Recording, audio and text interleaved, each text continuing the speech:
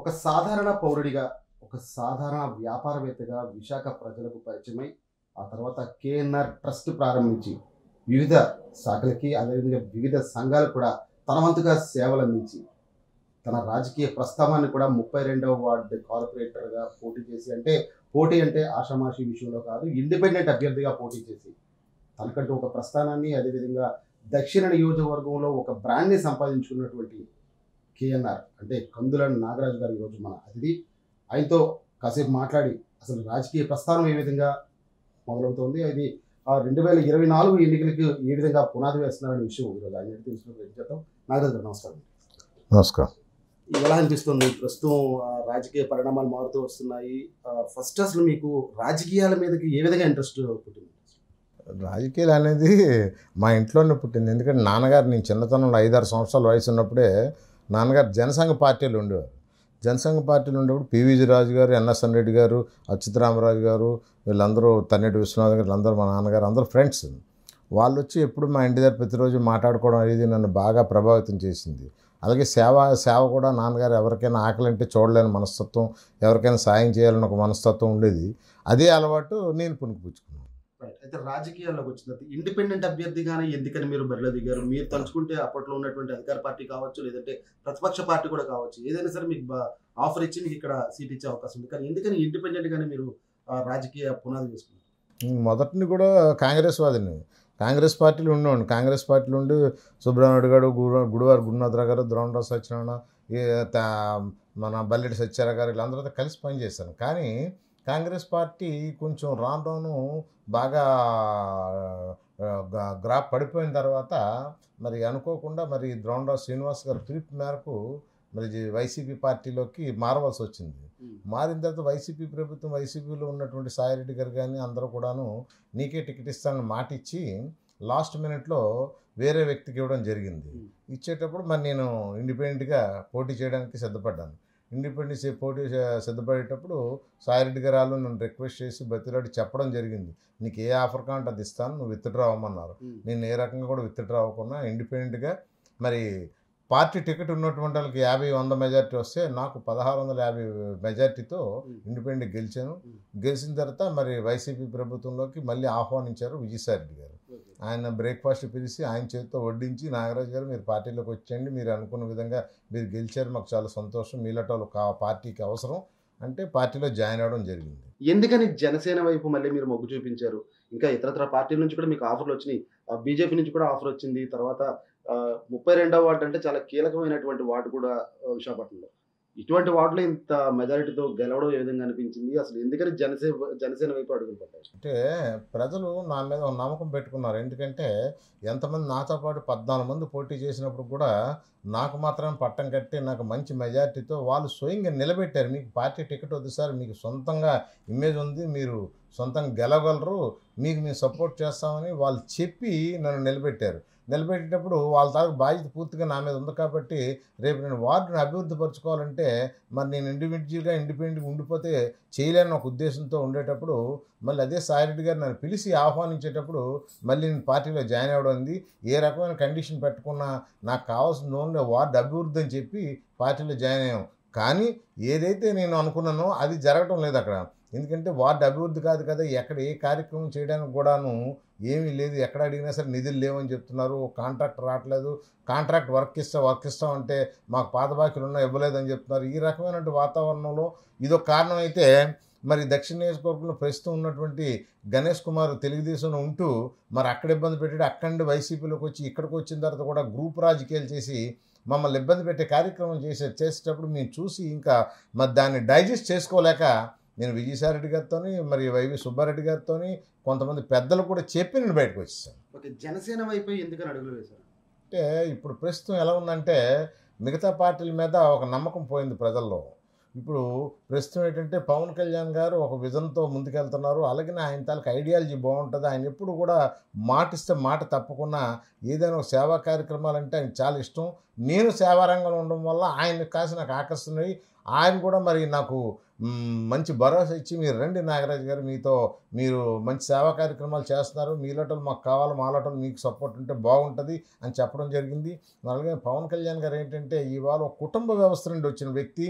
ఆయనకి ఏంటంటే ఒక కుటుంబంలో ఉన్నటువంటి అన్నదమ్ములు కానీ, అక్కచెల్లెలు కానీ, లేదంటే తల్లిదండ్రులతో కలిసిమెలిసి ఉన్నటువంటి బంధం, కష్టపడి వచ్చిన వ్యక్తి కాబట్టి ప్రతి రూపాయి విలువ ఆయనకు తెలుసు, కష్టం ఉన్నట్టు విలువ తెలుసు. కాబట్టి కష్టం ఉన్న చూసి చెలించిపోయే మనస్తత్వం చూసి నాకు అదే మనస్తత్వం కాబట్టి నేను ఆయనతో ట్రావెల్ చేయడానికి సిద్ధపడ్డాను. నాగరాజు గారు, ఒక విషయం, ప్రస్తుతం దక్షిణ నియోజకవర్గానికి సంబంధించి రాజకీయ పరిణామాలు మారుతూ వస్తున్నాయి. ఇప్పుడు ప్రస్తుతం ఉన్నటువంటి ప్రతిపక్ష పార్టీ నాయకుడు, టీడీపీ ఇన్ఛార్జ్ అయినటువంటి గండి బాబ్జీ గారు కూడా వేరే పార్టీ వైపు చూస్తున్నట్టు, ఆయన కూడా వేరే ఆహ్వానం వచ్చినట్టు కూడా తెలుస్తోంది. అదే కాకుండా దక్షిణ నియోజకవర్గం సీటు కూడా దాదాపుగా జనసేనకే ఖరారు అవుతుంది అని చెప్పి కూడా ఒక ఉదంతు బయటకు వచ్చింది. ఒకవేళ కానీ ఇదే నిజమయ్యి ఇక్కడ స్ట్రాంగ్ క్యాండిడేట్ కందుల నాగరాజు, ఈయనకి జనసేన తరఫున ఎమ్మెల్యే సీట్ ఇస్తే మీ గెలుపుదేమా ఏ విధంగా వ్యక్తం చేస్తారు? ఇంకా అందులో అసలు 100కి 100% మరి ఆంధ్రప్రదేశ్ మొత్తం మీద మంచి మెజారిటీతో ఫస్ట్ గెలిచే సీట్ ఏదైనా ఉంది అనుకుంటే దక్షిణ నియోజకవర్గంలో నా సీటు మాత్రమే. ఏంటి అంత బలంగా, అంత నమ్మకంగా ఎలా చెప్తున్నారు అసలు? దానికి రీజన్ ఉంది. ఏంటంటే మీరు చెప్పింది 100% మీ క్వశ్చన్ కరెక్ట్. ఎందుకంటే నేను ఈరోజు కొత్తగా రాజకీయాలకు రాలేదు.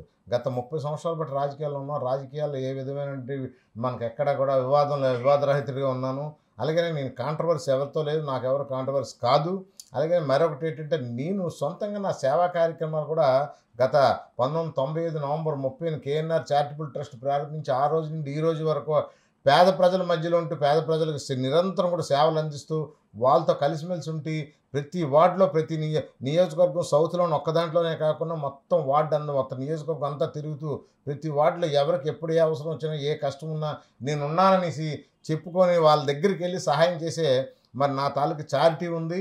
అలాగనే నన్ను తెలియని వాళ్ళు లేరు. నేను పక్క లోకల్, ఎందుకంటే నేను ఇదే వార్డులో ఇదే నియోజకవర్గంలో పుట్టాను, ఇదే వార్డులో ఉన్నాను, ఇదే నియోజకవర్గంలో నా ఆస్తిపాస్తులు ఉన్నాయి, నా వ్యాపారాలు కానీ, చుట్టాలు, బంధువులు, స్నేహితులు, నన్ను అభిమానించే వాళ్ళు, నా శ్రేయభిలాషులు అందరూ కూడా ఇదే వ్యాపారాలు కానీ అన్నీ కూడా నా ఇదే నియోజకవర్గం ఉన్నాయి. నేను పక్క లోకల్ కాబట్టి ఇక్కడ స్థానిక సమస్యల పట్ల కూడా నాకు అవగాహన ఉంది.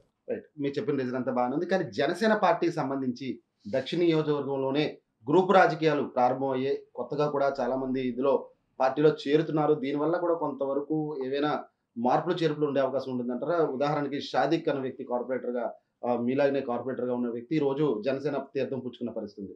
ఇటువంటి వారు ఏమైనా పోటీకి వస్తే ఏ విధంగా ఎదుర్కొంటారు? మొన్నటిదాకా కూడా ఇదే పవన్ కళ్యాణ్ గారిని విమర్శించిన వాళ్ళు కొంతమంది.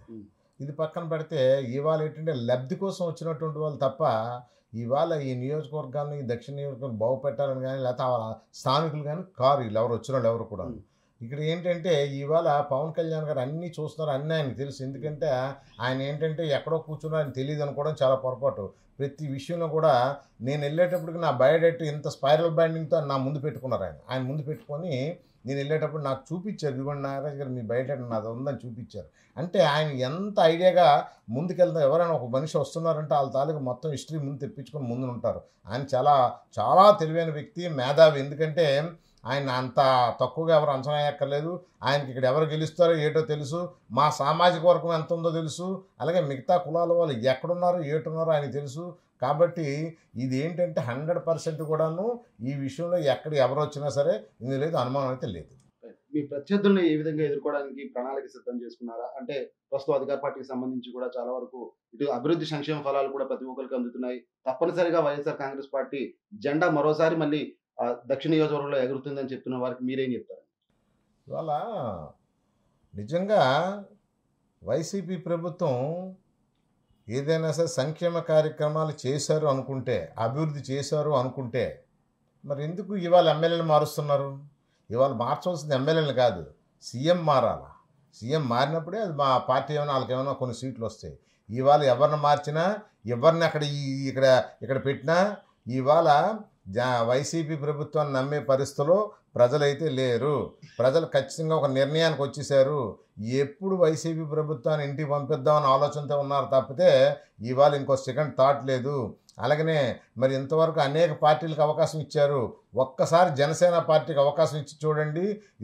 ఆంధ్రప్రదేశ్ రూపురేఖలు, విశాఖపట్నంలో మన దక్షిణ నియోజకవర్గ రూపురేఖలు మొత్తం మారిపోయి మన దిశ రెండు మారి మన తాలూకు కుటుంబ వ్యవస్థ, మన తాలూకా పిల్లల భవిష్యత్తు అన్నీ మారుతాయని ఆ ధీమాతో ఖచ్చితంగా మరి దక్షిణ నియోజకవర్గం జెండా ఎగరడం 100% ఖాయం.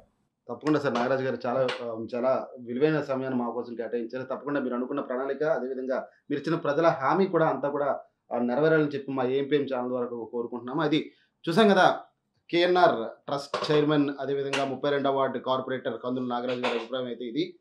చూద్దాం 2024 ఎలక్షన్స్ ఏ విధంగా ఉండబోతున్నాయి, అదేవిధంగా ఇక్కడ ఎవరికి సీటు ఖరారు చేస్తారో, ఆ సీట్లో ఎవరు ఎన్నుకోబడతారు, ప్రజల ఆదరణ ఎవరు పొందుతారనే విషయం అయితే కనుక మరికొన్ని రోజుల్లో వేచి చూడాల్సిన పరిస్థితి. ఇది ప్రస్తుతం కందుల నాగరాజు గారికి సంబంధించినటువంటి అంతరంగం, అదేవిధంగా గెలుపు ధీమాకు సంబంధించినటువంటి సమాచారం. వీడియో జర్నలిస్ట్ జనాతో ప్రసాద్, ఏఎంపీఎం లైవ్, విశాఖపట్నం దక్షిణ నియోజకవర్గం నుంచి.